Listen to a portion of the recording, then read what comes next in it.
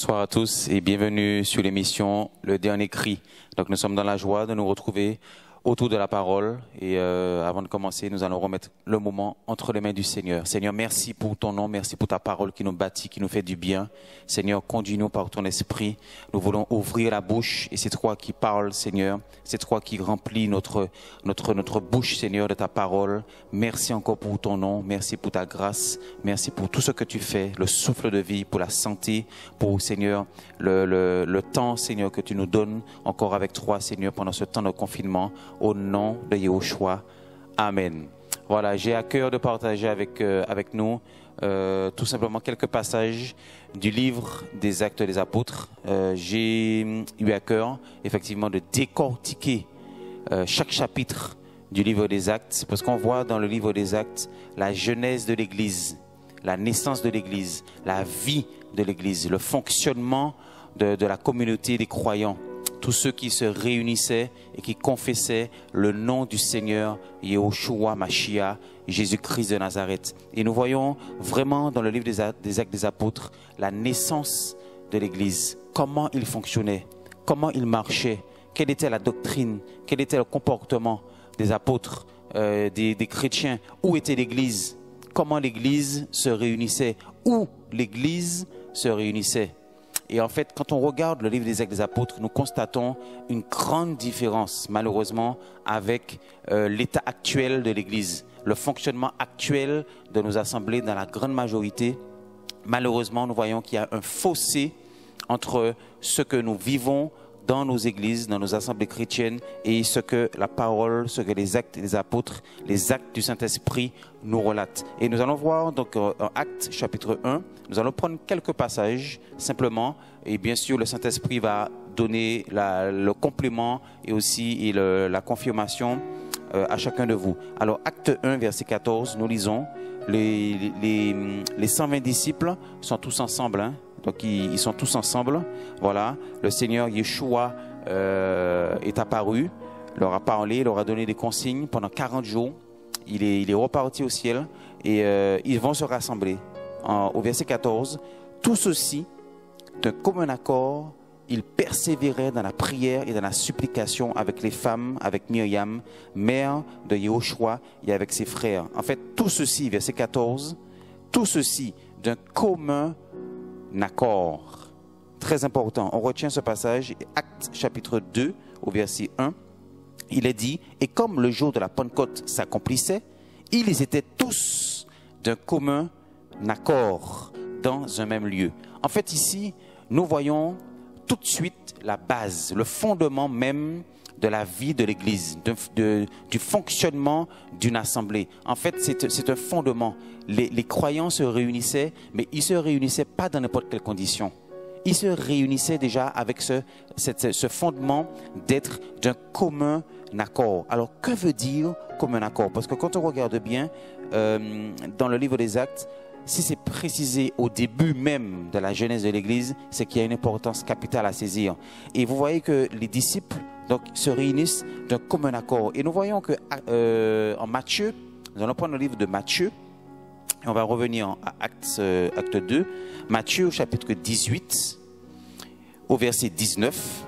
Là, le Seigneur Jésus, le Seigneur Yahushua, pose la base et il donne la doctrine sur le comportement et la discipline qu'on doit avoir dans l'assemblée. Il va dire au verset 19, « Je vous dis encore que si 2 d'entre vous se mettent d'accord sur la terre, tout ce qu'ils demanderont leur sera donné par mon Père qui est dans les cieux. » Seulement si 2 d'entre vous se mettent d'accord.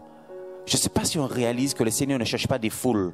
Le Seigneur ne cherche pas la quantité. Le Seigneur ne cherche pas des foules innombrables. En fait, il cherche des petits groupes, des petits troupeaux, 2 personnes. En fait, le Seigneur, c'est le Seigneur du reste. Voilà, notre Père dans les cieux, il sait très bien que vraiment que dans sa volonté, il trouvera à chaque fois un petit reste, un petit troupeau qui sera disposé troupeau lui obéir, un petit troupeau qui va payer le prix, un petit troupeau qui va se mettre d'accord pour chercher sa face dans la supplication, dans la prière, dans la louange, dans l'adoration et pour payer le prix vraiment de l'obéissance à la parole. Ici, 2 d'entre vous s'accordent et c'est très capital parce que nous voyons que nous pouvons nous rassembler.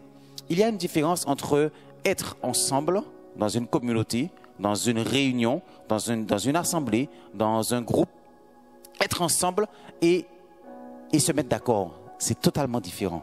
Il y a une différence. C'est très sensible, mais c'est différent. Je répète, il y a une différence entre être ensemble, avec une foule de personnes, voilà, et être d'accord, être d'un commun accord. Pourquoi? Parce que nous voyons que dans certains groupes, dans certaines assemblées, quand on se réunit en foule, bien sûr, je ne connais peut-être pas la vie du frère et de la sœur, mais il peut y avoir des discords, des dissensions, il peut y avoir des soucis entre un frère et une sœur, il peut y avoir des amertumes, des manques de pardon, des préjugés sur le frère, sur la sœur, il peut y avoir des faux jugements sur telle personne, il peut y avoir des méfiances, voilà, et des manques de pardon, en fait, par rapport à un souci que j'ai eu avec tel frère, telle sœur. Et finalement, nous tous, on se réunit. Nous avons notre réunion de louange, une réunion de prière. Et en fait, on sent bien que parfois les moments sont lourds. Les moments sont pesants. Pourquoi? Parce que la lumière n'est pas faite dans le groupe en question. Voilà, la vérité et la lumière n'est pas, comment dire, n'est pas naturelle. Elle n'est pas posée, elle n'est pas pratiquée. Ce qui fait que finalement les cœurs sont fermés.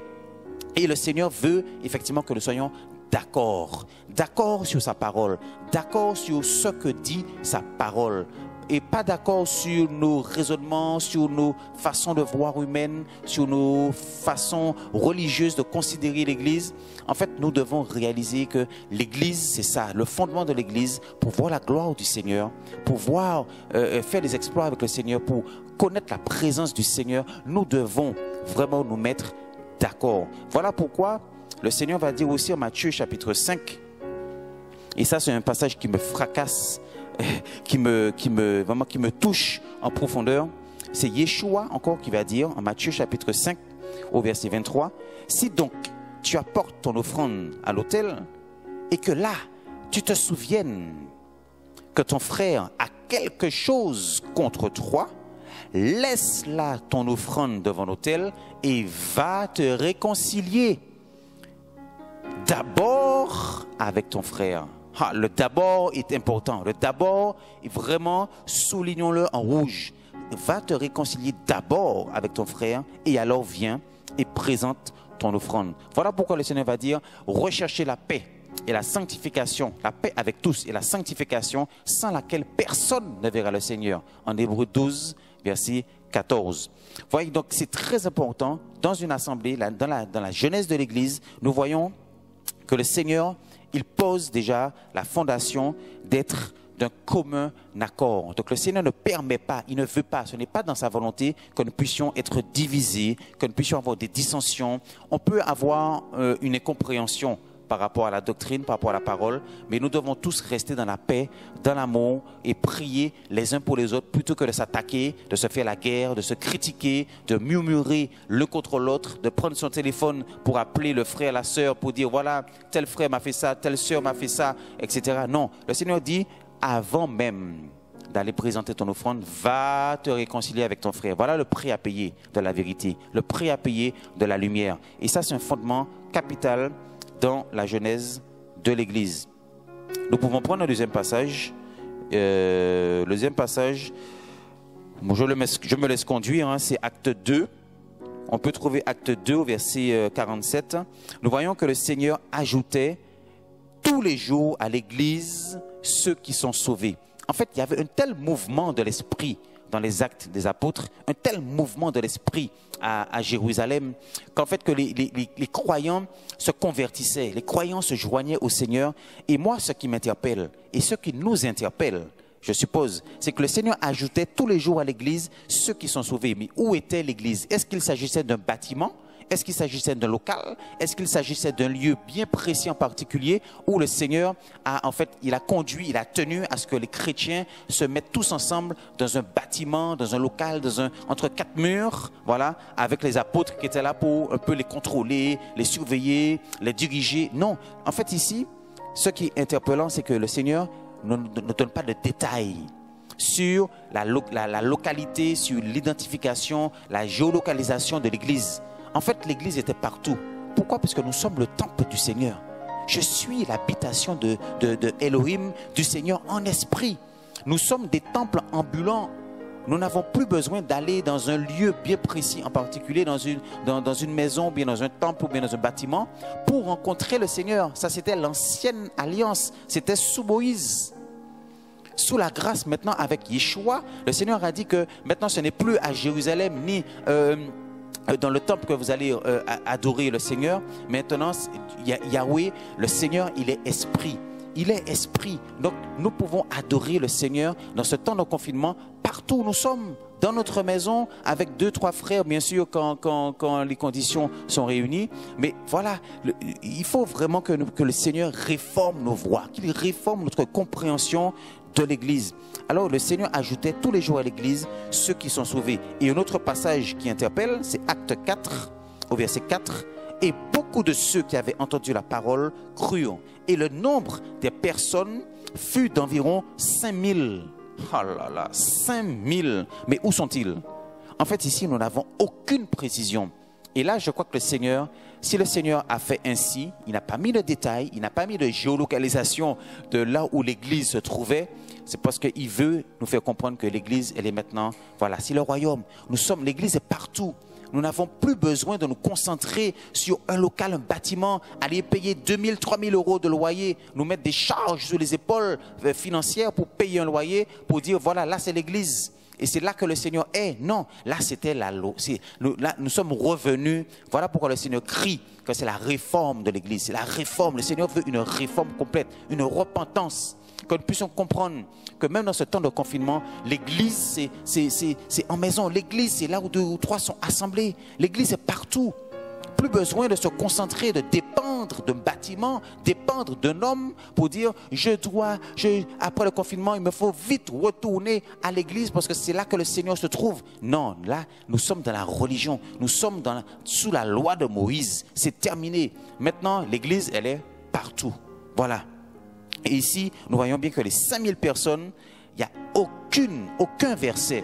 Et vraiment, dans les Actes des Apôtres, aucun verset ne montre que la doctrine de Yeshua nous impose de nous rassembler dans un lieu bien particulier, dans un bâtiment entre 4 murs, pour dire que voilà, c'est là l'église. Ok. Donc, nous prenons un autre passage, nous voyons Acte 4, nous voyons aussi là un autre fonctionnement de l'église. Acte 4, au verset 34. Car il n'y avait parmi eux aucun indigent. En fait, la multitude s'était réunie. Et il est dit qu'au verset 34, il n'y avait parmi eux aucun indigent. Parce que tous ceux qui possédaient des terres ou des maisons les vendaient et ils apportaient le prix des choses vendues et le mettaient aux pieds des apôtres. En fait, les apôtres récoltaient la somme, ils récoltaient le prix, enfin l'argent, voilà la somme financière. Ils récoltaient cela et regardez, et on le distribuait à chacun selon qu'il en avait besoin. En fait, les apôtres récoltaient la somme, effectivement. Mais ensuite, ils n'ont pas mis l'argent dans leur poche, ils n'ont pas mis l'argent dans un trésor à eux, ils n'ont pas récolté l'argent pour se faire, se faire une richesse particulière et personnelle. En fait, tout était distribué à chacun, en fait, selon qu'il n'avait besoin. Voilà, selon ceux qui étaient dans le besoin, selon ceux qui n'avaient pas à manger, selon ceux qui manquaient, voilà, l'argent était distribué, les besoins étaient comblés et l'Église se souciait des uns et des autres qui étaient en difficulté. Les apôtres ne se sont pas enrichis, les apôtres ne se sont pas remplis leurs poches, ils n'ont pas fait d'appel d'argent, ils n'ont pas fait d'appel de fonds, ils n'ont pas demandé à la multitude de réserver leurs dîmes, leurs offrandes dans des enveloppes pour après en plus se remplir leurs poches. Non, ici nous voyons vraiment dans la naissance de l'Église cette dimension sociale, cette dimension de cœur d'amour qui se soucie de l'autre. Alors, vraiment, pendant ce confinement aussi, ben, pourquoi certains pasteurs qu'on entend sur les réseaux sociaux ben, ne font pas d'appel, effectivement, plutôt pour se soucier des uns et des autres qui n'ont pas peut-être de quoi se nourrir. Voilà. Donc, la parole, elle est claire. Ici, nous voyons vraiment cette dimension d'amour. Voilà, je me soucie des autres. Et les apôtres, ici, ont montré l'exemple pour que l'Église fonctionne dans cette dimension. Ici, acte 5, on va lire au verset 29. Mais Pétros et les autres apôtres répondant dirent, il faut obéir à Elohim. Il faut obéir à Elohim plutôt qu'aux humains. En fait, les apôtres ici, Pierre et les autres apôtres étaient persécutés.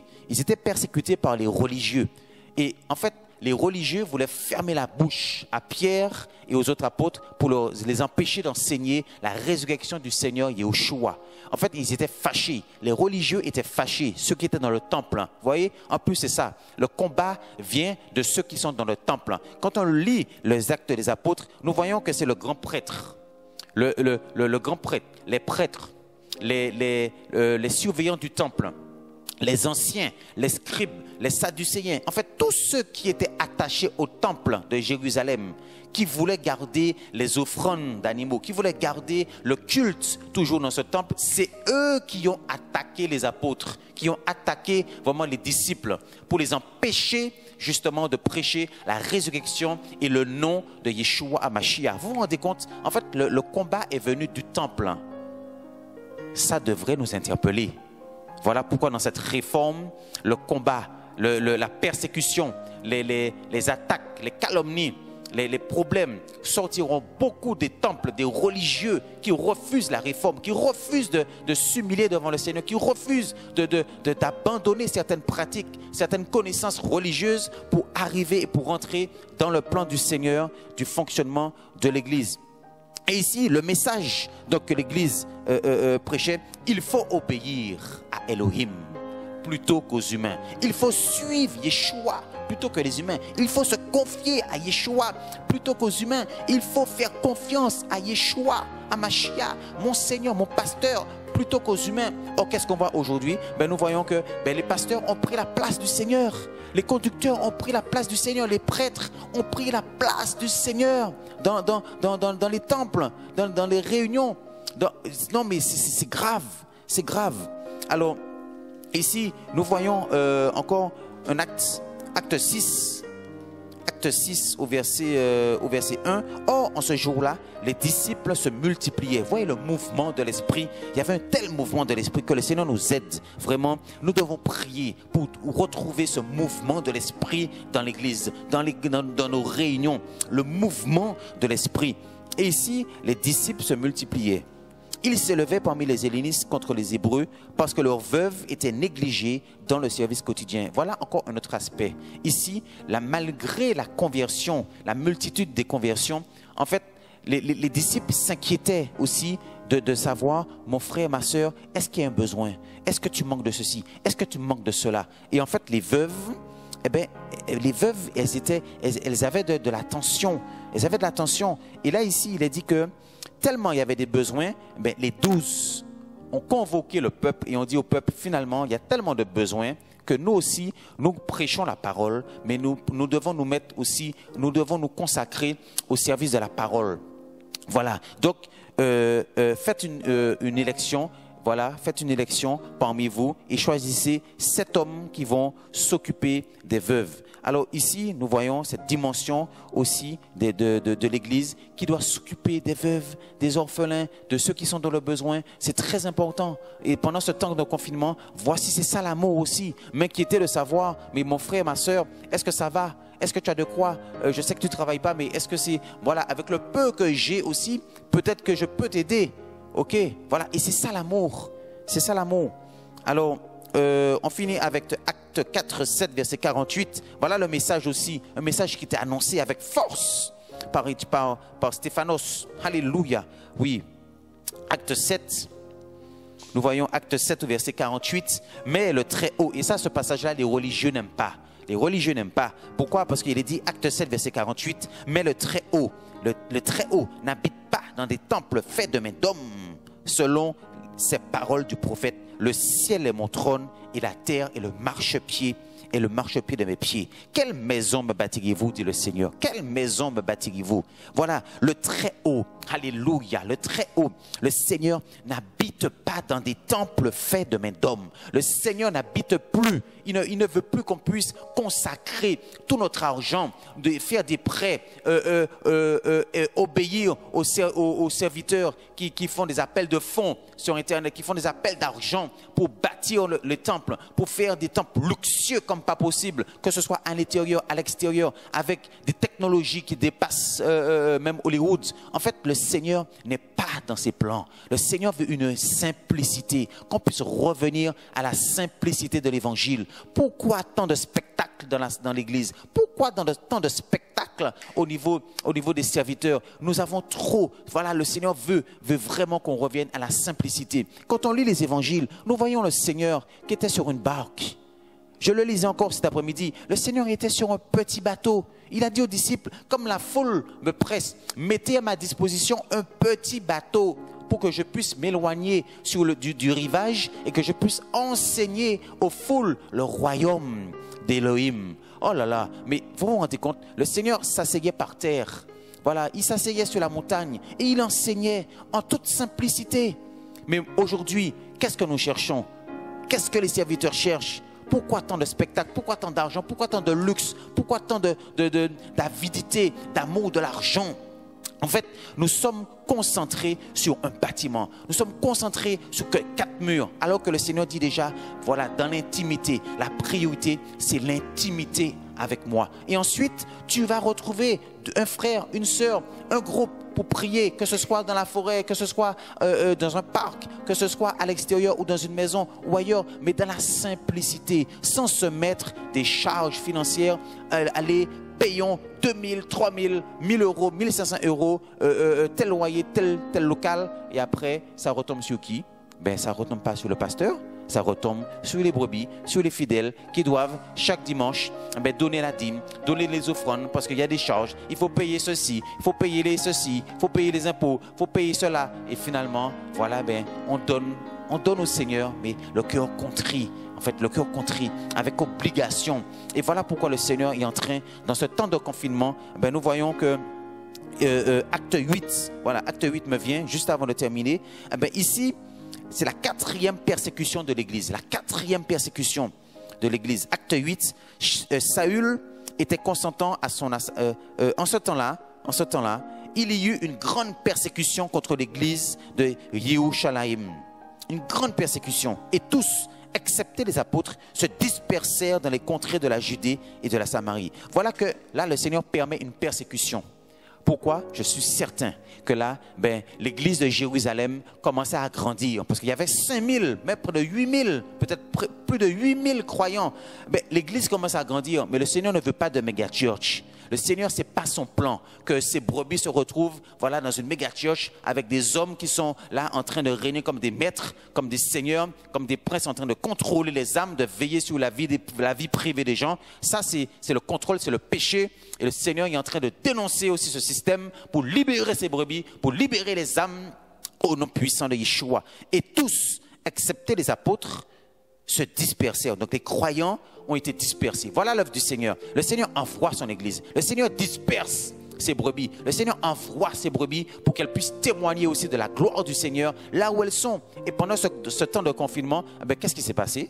Qu'est-ce qui s'est passé? Voilà, l'église, elle est dispersée. Les chrétiens se retrouvent dans les maisons, se retrouvent partout. Voilà, et ils témoignent dans leur famille, ils témoignent là où ils sont. Et au verset 4, acte 8, verset 4, je finis avec ça. Ceux qui avaient été dispersés allaient en effet de lieu en lieu, annonçant la parole d'Élohim. Voilà. Et les apôtres sont restés à Jérusalem. Donc le Seigneur, dans son plan, il veut des apôtres dans son église. Il veut des prophètes, il veut des évangélistes, il veut des pasteurs, il veut des docteurs, c'est vrai. Ok, pour prêcher, pour enseigner, pour encourager le peuple, pour encourager les bien-aimés, mais les encourager aussi à servir le Seigneur, à rentrer dans l'appel, à rentrer dans le service, dans les dons, dans les talents que le Seigneur a donnés à chacun. Pas pour rester du 1er janvier jusqu'au 31 décembre assis sur le fauteuil, sur le banc de l'église, avec ma place bien réservée, et puis je suis infantilisé. Voilà, j'ai 10 ans, 20 ans, 30 ans de conversion et je ne connais même pas mon identité ni ce que le Seigneur a mis en moi pour le servir. Alléluia. Voilà, le Seigneur a dispersé les chrétiens et ils allaient de lieu en lieu annonçant la parole d'Élohim. Voilà le premier début du fonctionnement de l'Église. Nous allons vous peut-être voir dans une deuxième vidéo la suite et nous allons découvrir beaucoup de vérités. Et quand on fait la comparaison avec effectivement nos assemblées chrétiennes en 2020, on se rend compte qu'il y a un véritable problème. Et voilà pourquoi le cri du Seigneur, c'est la réforme de l'Église, la réforme de nos voies, la repentance, qu'on revienne au Seigneur de tout notre cœur, parce que nous nous sommes écartés de ses voies, nous sommes écartés de ses principes.